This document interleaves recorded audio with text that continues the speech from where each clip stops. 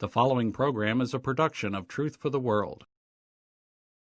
Ye servants of God, your Master proclaim, and publish abroad his wonderful name, the name all victorious of Jesus extol. His kingdom is glorious, he rules over all. Continuing our series on the Synoptics, the three main topics we want to look at in the Sermon on the Mount right now is marriage, swearing, and enemies. Jesus has some things that we should make sure that we understand regarding these particular topics. We first look at the question about adultery regarding marriage. In Matthew chapter 5, starting in verse 27, "Ye have heard that it was said by them of old time, Thou shalt not commit adultery. But I say unto you that whosoever looketh on a woman to lust after her hath committed adultery with her already in his heart. And if thy right eye offend thee, pluck it out and cast it from thee. For it is profitable for thee that one of thy members should perish, and not that thy whole body should be cast into hell. And if thy right hand offend thee, cut it off and cast it from thee. For it is profitable for thee that one of thy members should perish, and not that thy whole body should be cast into hell." Jesus references Exodus chapter 20 and verse 14 regarding adultery, but warns against not only the problem of adultery, the initial lusting that takes place within the heart. In other words, Jesus talks about cutting the sin off at the root, if you will, stopping the initial lusting rather than worrying about the problematic act which would come thereafter. Yes, adultery is not a good thing, but Jesus says, let's actually go after the initial lusting, which starts it in the first place. Let's clean our mind out and start thinking properly so that sin does not follow thereafter. It's also interesting to note that in this and other passages, Jesus speaks with his authority. You may remember that multiple times the Bible may record that the people were amazed because he spoke with authority. Well, there's different elements of how he spoke with authority, but one that we've already seen in this particular passage is that he says, "You have heard," or Moses has said, but he says, "But I say unto you." If you think about that for a moment, he's talking about what Moses has written in the past, but now he's saying, "But I say unto you." He's speaking as if he has authority, which of course he does. "I say unto you this." And that will become very important as we go throughout the particular teachings of Jesus, that he spoke with authority, and he had that authority. Along the same lines of adultery, we come to the topic of divorce. When adultery occurs, we also may sometimes have the problem of divorce. Now, once again, he references what has been in the past in verse 31. "It hath been said, Whosoever shall put away his wife, let him give her a writing of divorcement. But I," see there it is again, "but I say unto you, that whosoever shall put his wife, saving for the cause of fornication, causeth her to commit adultery. And whosoever shall marry her that is divorced committeth adultery." There's a comparison and a contrast going on here. Jesus is saying, this is the way you've heard about it in the past, but I say unto you something a little different. Now, in the first case, we talked about adultery, and Jesus is going so far as to say, don't even let it start in your mind. And in this particular case, we understand from the Old Testament, for example, Deuteronomy chapter 24 and verse 1, that in the Old Testament, if a man was displeased with a wife, he could give her a bill of divorcement. "When a man hath taken a wife and married her, and it come to pass that she find no favor in his eyes, because he hath found some uncleanness in her, then let him write her a bill of divorcement, and give it in her hand, and send her out of his house." Well, that seems pretty broad to me. But now, what does Jesus say in Matthew chapter 5 or over in Matthew 19:9? What is the one principle Jesus says regarding divorce? "Whosoever shall put away his wife, except it be for fornication. So is divorce still allowed? Yes. But on what grounds? One and one ground only. And that is basically fornication or adultery. The unfaithfulness sexually of one partner. Unfortunately, many modern versions have watered this down so badly it's incredible. Some versions say, whosoever shall put away his wife except it be for immorality. Well, immorality is any sin under the sun. If your wife, gets mad and says a profanity, you can divorce her.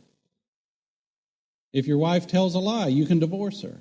According to that translation, that's a horrible translation.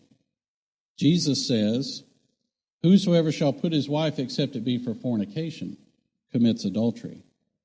The word except here really means if and only if. If and only if. In other words, if being a conditional statement or a conditional word, but only if means only this condition. In other words, you can divorce if the conditions are right, and there is only one condition that makes it right. And that answer is fornication. So if you divorce and it wasn't for fornication, that is an unscriptural divorce. And that's a problem with God. If you divorce because of a scriptural reason, then there's been sin involved, and that's a problem with God. That's why I say you can't have divorce without having problems with God.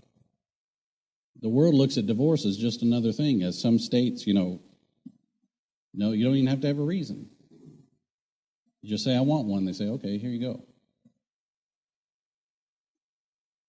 God hates putting away. That's in the book of Malachi. God never put man and woman together for the intention that they should be separated.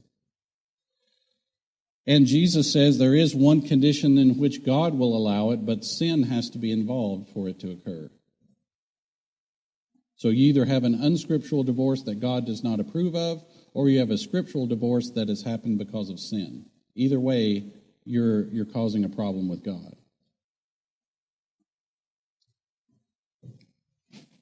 John chapter 3 is another example of that word accept. You remember when Jesus was talking to Nicodemus, verily, verily, I say unto thee, except a man be born of water and of the Spirit. That means if and only if. It's the same word. You see that? He's saying in order to enter the kingdom of heaven, you have to meet these conditions. You have to be born of the water and you have to be born of the Spirit. Same thing over in Matthew 19:9. Unless you meet this condition, you cannot put your spouse away. If and only if. Well, then he moves on to talking about promising, or as the word may be referenced, swearing. I'm not talking about swearing as in profanity. I'm talking about making a promise. Let's look at Matthew 5:33 through 37. Again, ye have heard that it hath been said by them of old time, thou shalt not forswear thyself, but shalt perform unto the Lord thine oaths. But I say unto you, swear not at all, neither by heaven, for it is God's throne, nor by the earth, for it is his footstool, neither by Jerusalem, for it is the city of the great King. Neither shalt thou swear by thy head, because thou canst not make one hair white or black. But let your communication be yea, yea, nay, nay, for whatsoever is more than these cometh of evil. From what I read, the custom of Jesus' time was basically to just to swear by these things almost for anything, not pitiful, but small or minuscule. We even read in the Old Testament of people swearing by God. May God strike me down, or may God do this if I don't fulfill my oath. But in the time of Jesus, people were just using this left and right as if, I swear by the temple, I'll pay you a denarius. I'll swear by this also. And just doing it left and right to where it was just like, really? This is kind of getting out of hand, don't you think? And what's Jesus' conclusion? Just let your yea be yea and your nay, nay. If you can't follow up with a yes on what you agreed to, then there's already a problem, isn't there? If you say, I will do something, and you don't do it, then there's already a problem, whether or not you swore by the temple, or you swore by God, or you swore by anything. Because you're already being deceitful and you're lying by saying something and then not doing it. So Jesus' conclusion is that really we need to be people, when we say yea, then that should be enough for people to believe us. You ever heard people like that? There are people like that. When that person says they'll get it done, they get it done. Right? When that person says yes, they mean yes. When that person says no, that's the way the Christians ought to be. Because we don't want to be deceitful. We don't want to be hypocritical. We don't want to have guile and deceit in our mouth. We want to say, if I say yes, that means yes. If I say no, that means no. And if I say yes, I'll do something, and I promise to do it, then I do my best to get it done. Notice Deuteronomy chapter 23, verses 21 through 23. Deuteronomy 23, 21 through 23. When thou shalt vow a vow unto the Lord thy God, thou shalt not slack to pay it. For the Lord thy God will surely require it of thee, and it would be sin in thee. You see that? If you say you're going to do something and you don't do it, there's sin. If thou shalt forbear to vow, it shall be no sin in thee. That which is gone out of thy lips thou shalt keep and perform. Now, why is that? Well, God certainly doesn't want us to be liars and hypocrites, does he? That goes against the very nature of God. God is not a liar. He tells the truth all the time. So if we're going to be like God, we need to tell the truth all the time. In Numbers chapter 30, let's notice verse 2. If a man vow a vow unto the Lord, or swear an oath to bind his soul with a bond, he shall not break his word. He shall do according to all that proceedeth out of his mouth. This principle has been established all the way back in the Old Testament. And Jesus is basically summarizing it. If you say you're going to do it, then do it. If you say no, then no. If you say yes, then yes. James chapter 5 and verse 12 tells us, above all things, my brethren, and this may sound familiar as James really may be rephrasing or repeating what Jesus said, swear not, neither by heaven, neither by the earth, neither by any other oath, but let your yea be yea, and your nay, nay, lest ye fall into condemnation. Let's live so that other people know when we say something, we mean it. And when we say we'll do something, that's good enough. We don't have to take out oaths and all this stuff. That we're people of not only the word, but people of our word. Then he talks about the idea of eye for an eye. This is something that's probably misunderstood a lot or misused.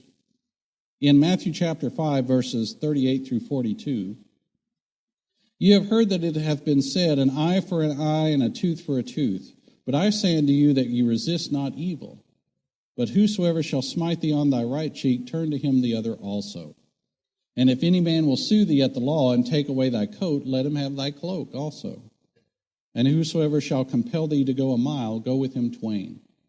Give to him that asketh thee, and from him that would borrow of thee, turn not thou away.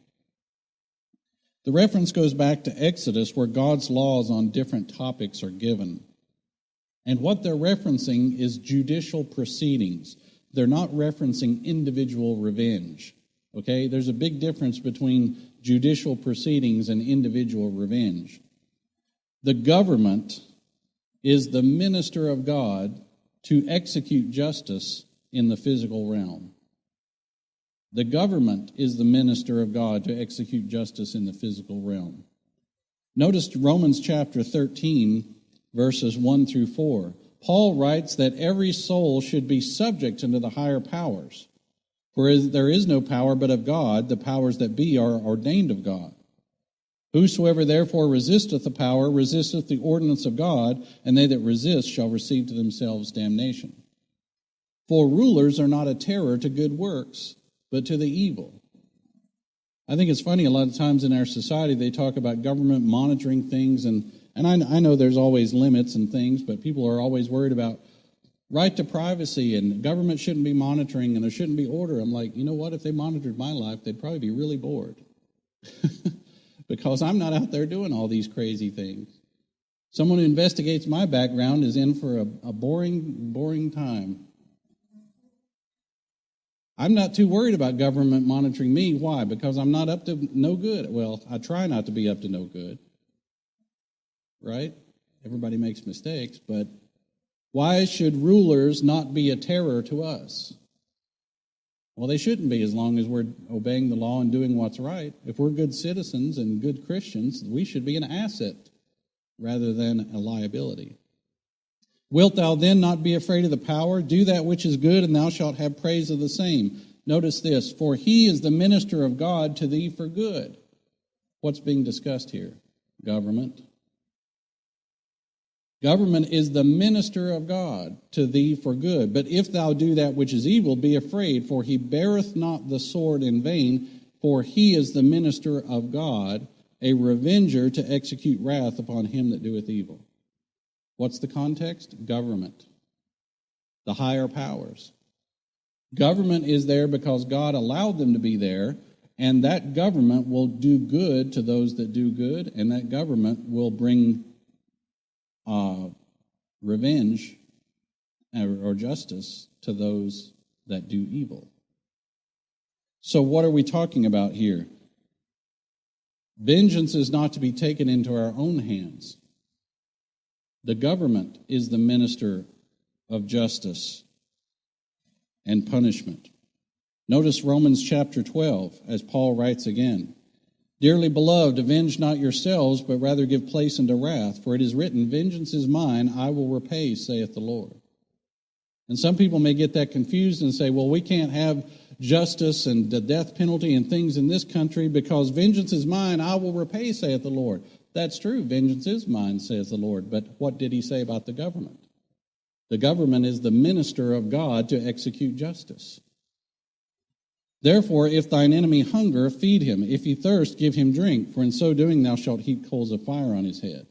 If someone breaks the law, the government is supposed to execute punishment. If someone does me wrong, it's not up to me to become a vigilante and go out and execute my own justice against them. Instead, I should try to be a good example to them in the possibility that they may convert.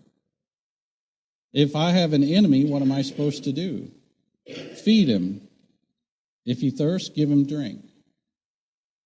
And speaking of enemies, we're supposed to overcome them not with evil. If we receive evil from our enemies, we're not supposed to return evil to them. We're supposed to overcome with good. And that brings us to our next topic, and the last one we'll look at for this time period during the Sermon on the Mount, and that is the idea of enemies. How are we supposed to treat our enemies? Well, we've already seen that we're not supposed to take vigilante justice against them and repay them for the evil deeds that they did for us, at least not with evil. But let's look at what Jesus says in Matthew chapter 5, verses 43 through 47. You have heard that it hath been said, thou shalt love thy neighbor and hate thine enemy. But I say unto you, love your enemies, bless them that curse you, do good to them that hate you, and pray for them which despitefully use you and persecute you. Well, once again, Jesus is comparing what has been said before and what he says. In the past, or other people, they may have said, love your neighbor, but hate your enemy. Jesus says, love your enemy too. In fact, he gives us some good advice about what to do with them. But what are the consequences of loving your enemy? That ye may be the children of your Father which is in heaven. For he maketh his sun to rise on the evil and on the good, and sendeth rain on the just and on the unjust. And I like this comparison he makes here. For if ye love them which love you, what reward have ye? Do not even the publicans the same? It's not hard to love somebody who loves you first, but it takes even more love, doesn't it, to love somebody who's your enemy. If you salute your brethren only, what do ye more than others? Do not even the publicans so? And what example Jesus made in carrying out this very lesson. Jesus is not only speaking here about loving your enemies. He didn't just talk the talk. When he went to the cross, he walked the walk. Who was Jesus dying for on the cross, if not his enemies? He was dying for his friends, of course, and his neighbors and his family, but he also died for those that hated him. And his thoughts were for those who hated him while he was on the cross. Father, forgive them, for they know not what they do. We're not just to love our neighbors, we're to love our enemies. And Jesus Christ showed us a great example of that very fact, because we as sinners were the enemies of God. But yet Christ loved us while we were yet sinners. Not only are we to love our neighbor, we're to love our enemies. And Jesus gives us three things here in this particular passage that we can do to our enemies. Let's break them down. These three things. Number one, bless them that curse you. Bless them that curse you. This is kind of along the same lines that we said before. Don't return evil for evil. Someone does evil to you, how do you respond? Not with evil, you respond with good. Overcome evil with good. Be a blessing to those that have cursed you, right? Those that have done evil to you, return a blessing unto them. Speak good to your enemies and do good to your enemies. That brings us to the second part. Do good to those that hate you. Not only speak good to your enemies, but do good to your enemies. When you have evil acts given to you, return them with good. Looking once again at Romans chapter 12, verses 20 through 21. Therefore, if thine enemy hunger, feed him. If he thirst, give him drink. For in so doing thou shalt heap coals of fire on his head. What does that mean? Imagine how ashamed he's going to feel when he's done evil to you and you return it with good. You want to make somebody feel low who's done evil to you. The best thing to do isn't to do evil back to them, because now it's just a contest. You want to make them feel low and feel ashamed, do good to them. And it'll just naturally make them feel ashamed for the way they act compared to the way you act. And instead, what's going to happen, hopefully, is you're not going to overcome them with evil, you're going to overcome them with good. And most importantly, hopefully, they'll start to see the error of their ways, that they may convert and start to do what is right. And how are we going to be an example to them of how to live if we return evil to them? It's not going to be a very convincing argument to tell them that they're wrong when we turn around and do the same thing back to them, is it? That doesn't make any sense. You're wrong, but I'm going to do the exact same thing back to you that you did to me. Well, you obviously don't think it's wrong. Number 3, pray for them that use you and persecute you. As I've heard before and as I've said before, it's harder to hate someone when you're going to God in prayer on their behalf. It's really hard to pray for someone and harbor hatred in your heart at the same time. And it's really hard for you to act, I think, it's harder for you to act evil against them when you've been praying for them. How can we remember the right attitude to have toward our enemies? All we have to do is remember the attitude of pity that God had on us when we were enemies of God. We were the enemies, right? We gave God what? Evil. We did evil to God. Sin is, if nothing else, an offense against God. But yet, what attitude did God have on us? Could he have returned evil for evil? Could he have returned just and righteous punishment upon us? Absolutely, he could have. He could have at least returned righteous punishment on us, but instead he took pity and gave us the most blessed blessing, if that is even the correct English, the greatest blessing of all of Jesus Christ. When we were enemies against God, God offered the branch of peace and the mediator of Jesus Christ to us. Bless those that curse you, do good to those that hate you, and pray for those that use you.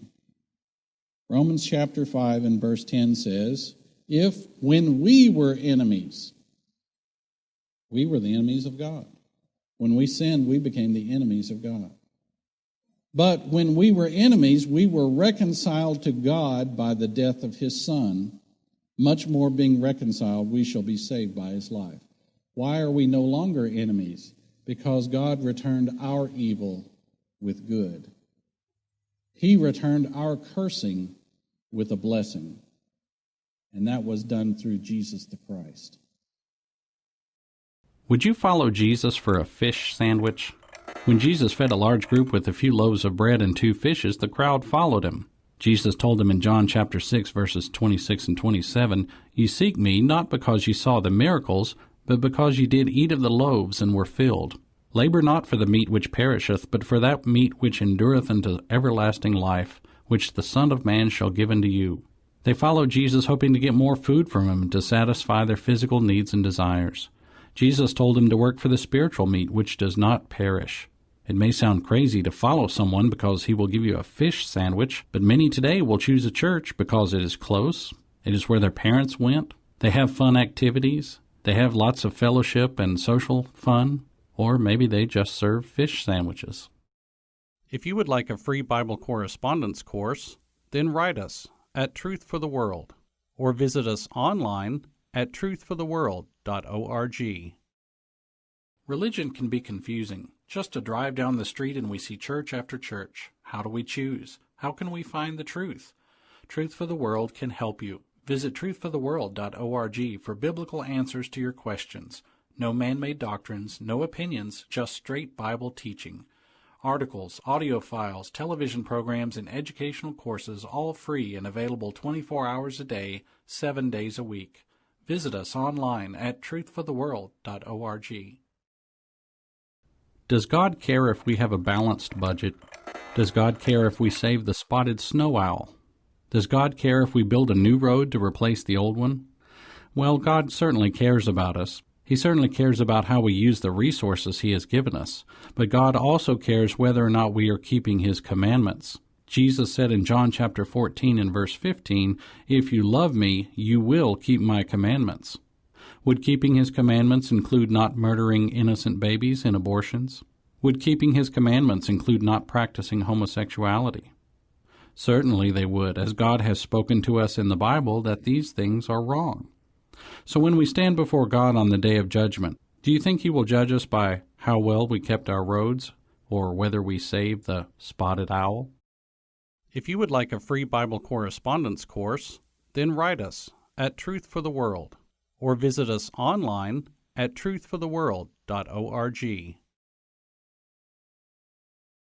If you would like a free Bible correspondence course, then write us at Truth for the World, P.O. Box 241, Bethel Springs, Tennessee, 38315, the United States of America. Or visit us online at truthfortheworld.org.